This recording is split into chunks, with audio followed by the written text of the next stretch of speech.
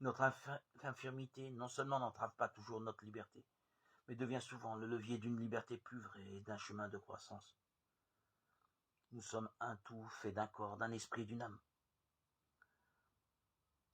Et en nos cœurs, il y a cette fine pointe qui est l'essentiel de notre liberté et qui peut demeurer bien orientée au sein des épreuves et des passions qui semblent s'imposer à nous.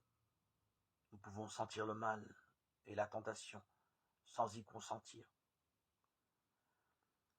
Ainsi, nous pouvons vivre ce qu'est la liberté intérieure. Regardons ce que nous dit saint Paul, ce qui peut aussi nous inspirer beaucoup et que nous devrions redire souvent. J'ai reçu dans ma chair une écharde, un envoyé de Satan, qui est là pour me gifler, pour empêcher que je me surestime. Par 3 fois, j'ai prié le Seigneur de l'écarter de moi. Mais il m'a déclaré: ma grâce te suffit, car ma puissance donne toute sa mesure dans la faiblesse. C'est pourquoi, nous dit-il, j'accepte de grand cœur, pour le Christ, les faiblesses, les insultes, les contraintes, les persécutions et les situations angoissantes. Car lorsque je suis faible, c'est alors que je suis fort. 2 Corinthiens 12, 7, 10. Notre infirmité non seulement n'entrave pas toujours notre liberté, mais devient souvent le levier d'une liberté plus vraie, d'un chemin de croissance. Consentez, mais d'un consentement plein, amoureux et constant, à cette sainte aspiration. Puis, il nous faut avec grand soin venir à son exécution.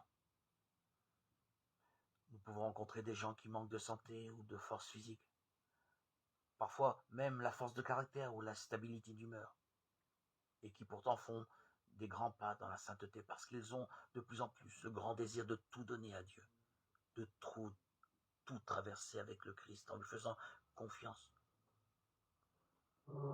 Ceux-ci sont bien plus libres que d'autres qui semblent contrôler et diriger leur vie avec une grande efficacité, mais qui sont, au fond, esclaves de leur volonté propre, ne réussissant pas à lâcher ce moi idéaliste ou présomptueux qui les rend pleins d'eux-mêmes.